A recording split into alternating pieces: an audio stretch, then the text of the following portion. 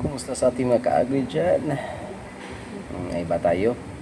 Dito tayo sa mga taong nagbibigay ng mga Bible verse na mga leader ng simbahan. Merong isa dyan na anak ng isang pastor at isa sa leader ng kanilang kongregasyon. Grabe yung kuha nila, mga sharing about Bible verse, mga pananampalataya nila. Kala natin na malakas ang kanilang spiritual na pananampalataya. Ako hindi ko mahilig magbasa ng Bible, pero alam ko na kung ano yung dapat na gawin, yung mga ikakabuti sa lahat, lalo na isang leader ng ating bansa, isa tayo sa leader ng ating bansa. Imbis na manindigan sa katotohanan para malaman kung sino talaga ang may sala sa isang iskandalo na nangyari sa ating bansa, dahil may isang dahilan na bakit lumubog ang ating bansa. Iwan ko, siguro nangyari na talaga yung nasa Biblia na mga bulaan na mga nagpapanggap na mabuti, nagpapanggap na sila isang banal, pero banal na aso pala, santong kabayo.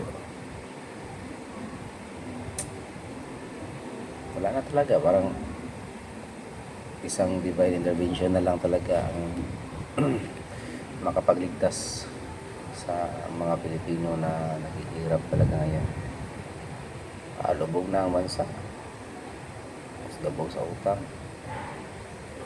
lubog sa kahirapan. Siguro ngayong tag-ulan, ma-open naman yung issue sa yung sa flood control. Ang hirap kasi yung tax ng mga tao ginagamit, silid ng malita, tapos may mga tao lang na nakikinabang, ilang tao lang nakikinabang. Yung isa iniwan yung nakipaglaban sa katotohanan, tapos lumipat sa iba dahil takot siya na makulong. Nakakadismaya talaga. Meron naman siyang grupo, isa siyang Christian, tapos yun lang, takot siya. So ganyan klaseng tao talaga, walang panindigan, malambot ang buto.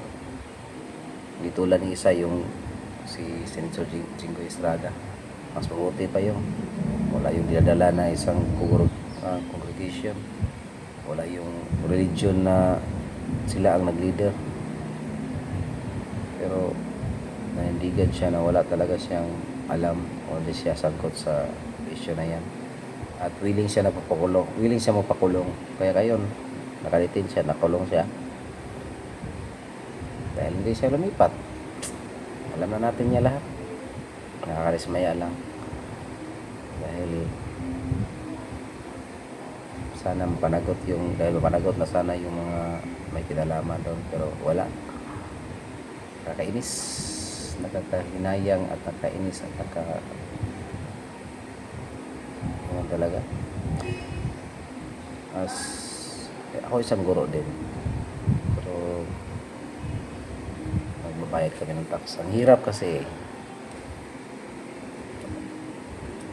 sabi ng iba, hindi tayo pwede makialam sa politika. Hindi naman tayo bakit hindi tayo makialam sa politika?